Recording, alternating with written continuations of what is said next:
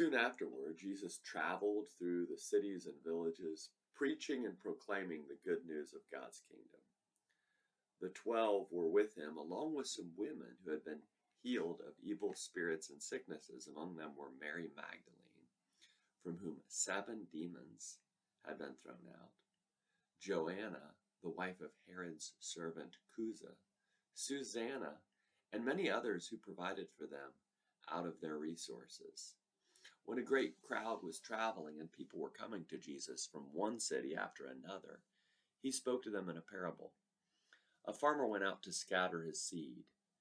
As he was scattering it, some fell on the path, where it was crushed, and the birds in the sky came and ate it. Other seed fell on rock. As it grew, it dried up because it had no moisture. Other seed fell among thorny plants. The thorns grew with the plants and choked them. Other seed fell on good soil. Other seed landed on good soil. When it grew, it produced 100 times more grain than was scattered. As he said this, everyone who has ears should pay attention. His disciples asked him what this parable meant.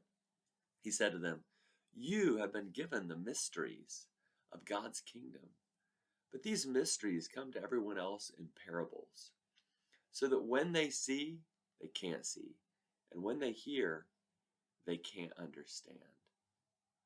The parable means this: the seed is God's word. The seed on the path are those who hear, but then the devil comes and steals the word from their heart so that they won't believe and be saved. The seed on the rock are those who receive the word joyfully when they hear it, but they have no root. They believe for a while, but fall away when they are tempted.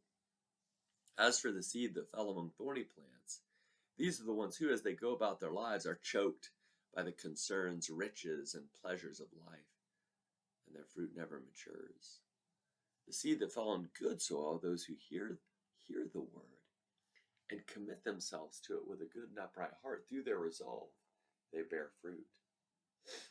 No one lights a lamp and then covers it with a bowl or puts it under a bed. Instead, they put it on top of a lampstand so that those who enter can see the light. Nothing is hidden that won't be exposed, nor is anything concealed that won't be made known and brought to the light. Therefore, listen carefully. Those who have will receive more, but as for those who don't have, even what they seem to have will be taken away from them. Jesus' mother and brothers came to him, but were unable to reach him because of the crowd. Someone told him, "Your mother and brothers are standing outside wanting to see you." He replied, "My mother and brothers are those who listen to God's word and do it." One day, Jesus and his disciples boarded a boat. He said to them, "Let's go over to the other side of the lake." So they set sail. As they were sailing, he fell asleep. Gale-force winds swept down upon the lake. The boat was filling up with water, and they were in danger. So they went and woke Jesus, shouting, "Master, Master, we're going to drown." But he got up and gave orders to the wind and the violent waves.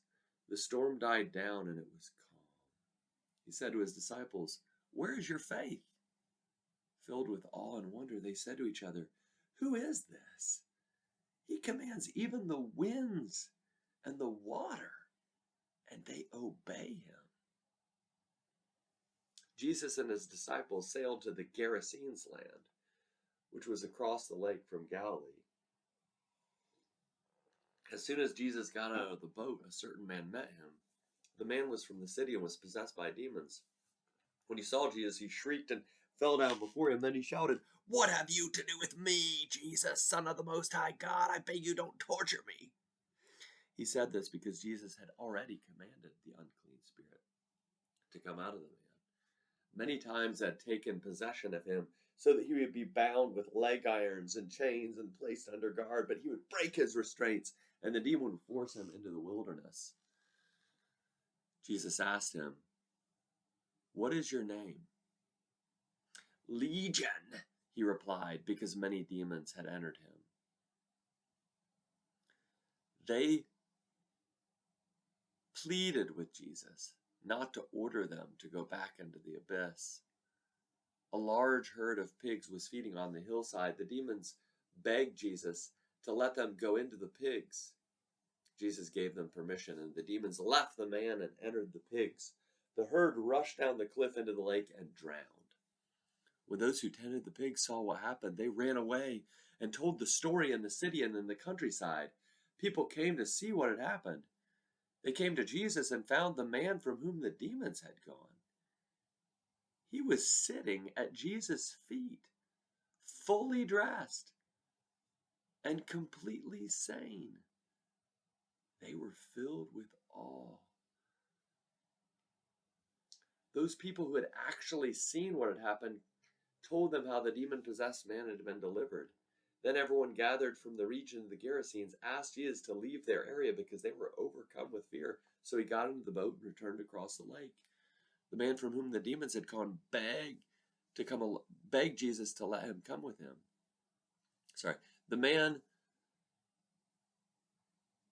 So Jesus got into the boat and returned across the lake. The man from whom the demons had gone begged to come along with Jesus as one of his disciples.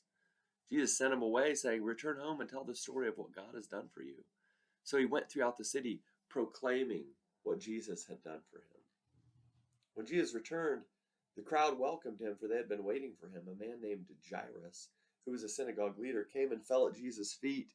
He pleaded with him to come to his house because his only daughter, a 12-year-old, was dying. As Jesus moved forward, he faced smothering crowds. A woman was there who had been bleeding for 12 years. She had spent her entire livelihood on doctors, but no one could heal her. She came up behind him and touched the hem of his clothes, and at once her bleeding stopped. "Who touched me?" Jesus asked. When everyone denied it, Peter said, "Master, the crowds are surrounding you and pressing in on you." But Jesus said, "Someone touched me.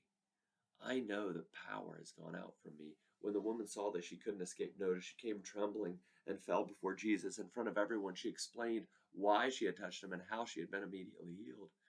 "Daughter, your faith has healed you," Jesus said. "Go in peace." While Jesus was still speaking, someone came from the synagogue leader's house saying to Jairus, "Your daughter has died. Don't bother the teacher any longer." When Jesus heard this, he responded, "Don't be afraid. Just keep trusting and she will be healed." When he came to the house, he didn't allow anyone to enter with him except Peter, John, and James, and the child's father and mother. They were all crying and mourning for her. But Jesus said, "Don't cry. She isn't dead. She's only sleeping." They laughed at him because they knew she was dead. Taking her hand, Jesus called out, "Child, get up." Her life returned and she got up at once. He directed them to give her something to eat. Her parents were beside themselves with joy, but Jesus ordered them to tell no one what had happened.